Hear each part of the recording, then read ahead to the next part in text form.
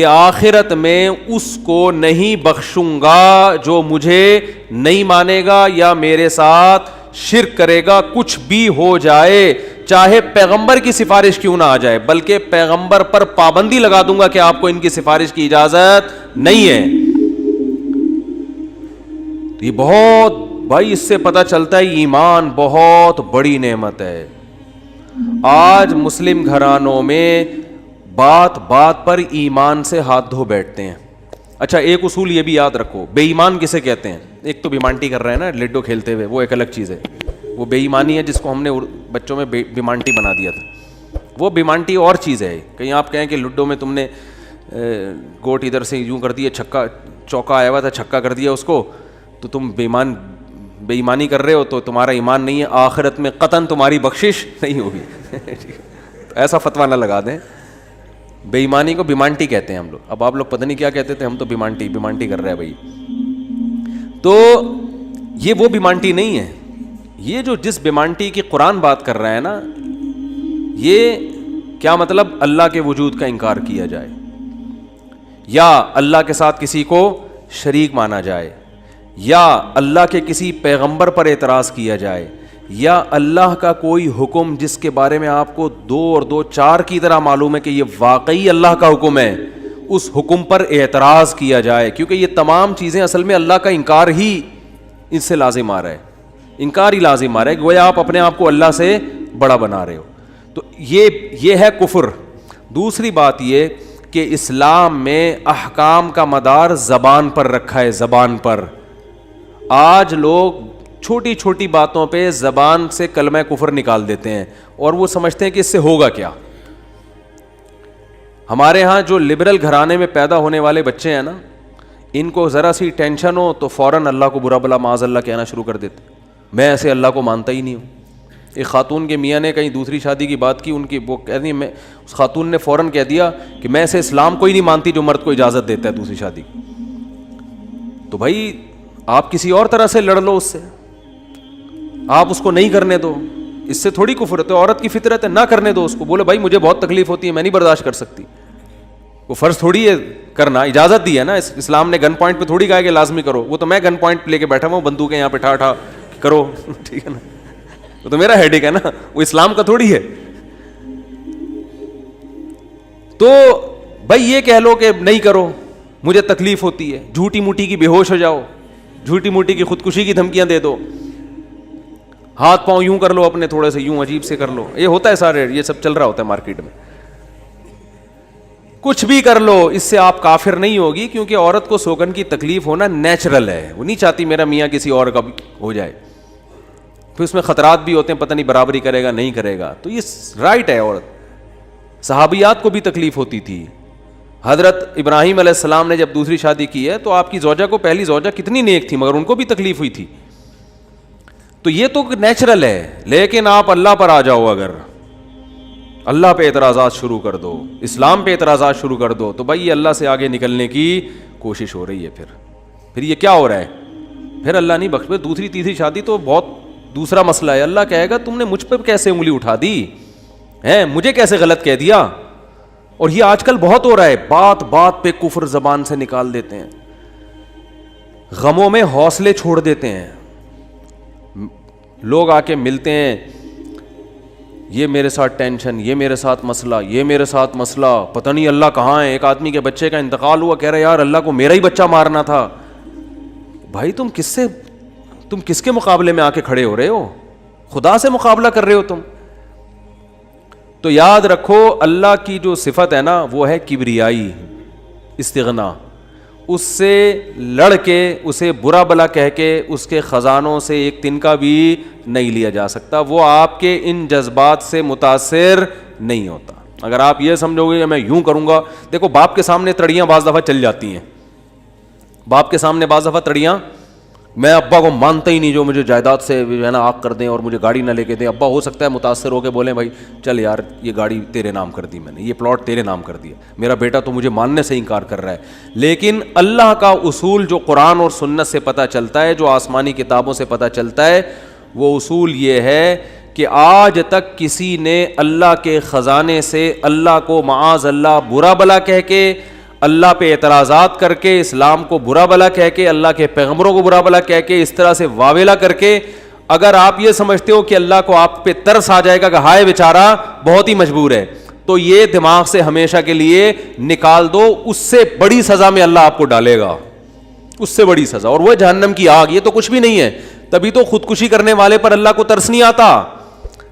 خودکشی کرنے والا ایک طرح سے انتقام لے رہا ہے اللہ سے کہ اللہ تو نے مجھے زندگی دی, مجھے اس قابل تو چھوڑا نہیں, تو نے تو میرے ساتھ غلط کیا, مجھے گفٹ چاہیے ہی نہیں نعمت کا. جیسے ہے نا, آپ باپ نے آپ کو گفٹ دیا ہو اور آپ دشمنی میں آ کے باپ کو گفٹ واپس کر دو, مجھے نہیں چاہیے, ایسے پھینک دو آپ. تو ہو سکتا ہے باپ کا یہ اصول ہو, وہ پھر بھی وہ کہے نہیں میرا بیٹا ایسا نہیں, لیکن اللہ کا اصول نہیں ہے.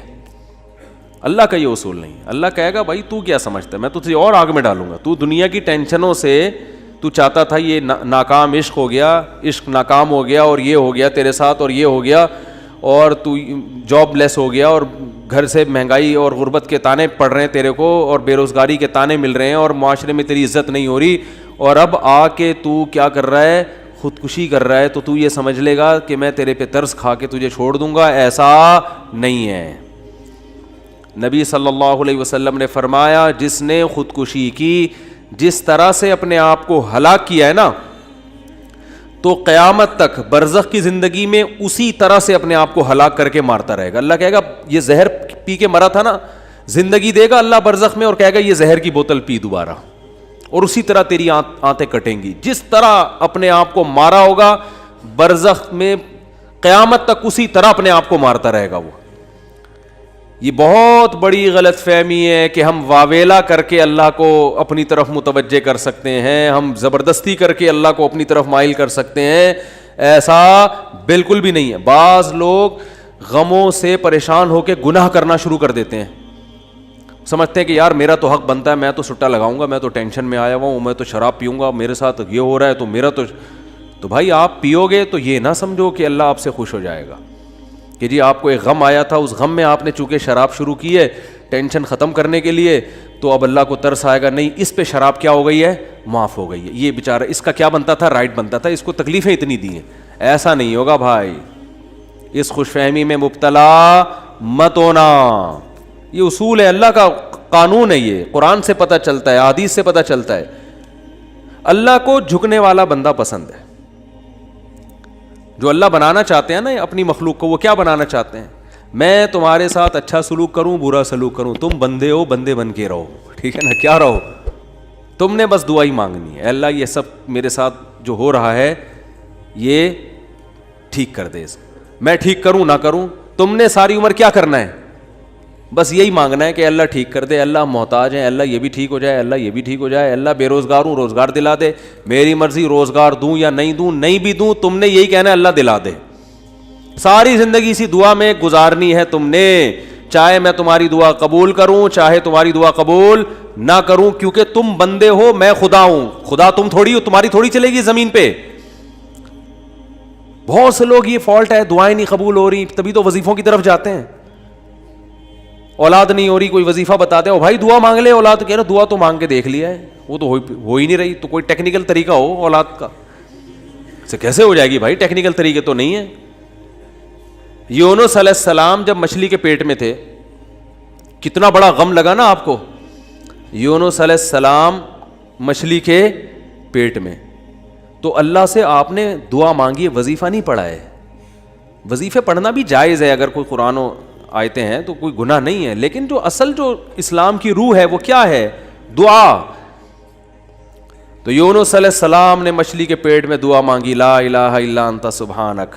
دیکھو حضرت یونس علیہ السلام, ہمارا جو مزاج ہے نا وہ کیا ہے, یونس علیہ السلام کئی سال اپنی قوم کو تبلیغ کرتے رہے ہیں, قوم باز بولو نہیں آئی. حضرت یونس کو یقین ہو گیا اس قوم پہ عذاب آنے والا ہے, تو آپ نے اللہ سے نہیں پوچھا, اس لیے کہ آپ کا خیال تھا بھئی یہ عذاب تو آئے گا, تو میں اللہ کے خوف سے اب بستی کو پہلے چھوڑ دیتا ہوں. میں آپ سے یہ اجتہادی خطا ہوئی, یہ اجتہادی خطا ہوئی کہ بھئی اللہ کی پرمیشن کے بغیر آپ نے قوم کو کیوں چھوڑا. حالانکہ اس اجتہادی غلطی کے پیچھے جو اس کی بیس تھی وہ بیس بہت اچھی تھی, وہ اللہ کا خوف اور اللہ کی خشیت, اللہ کے عذاب سے بھاگنا, یہ تو حکم ہے نا, فنٹر بننے کی تھوڑی اجازت ہے کہ جہاں عذاب آ رہا ہے تو کھڑے رہو وہاں دیکھو, ایسا تھوڑی ہے. قوم لوط پر جب عذاب آیا تو جو اہل ایمان تھے ان کو حکم تھا پیچھے مڑ کے بھی نہیں دیکھنا ہے, اس عذاب کو دیکھنے کی بھی اجازت نہیں, ڈرو اس سے بھاگو.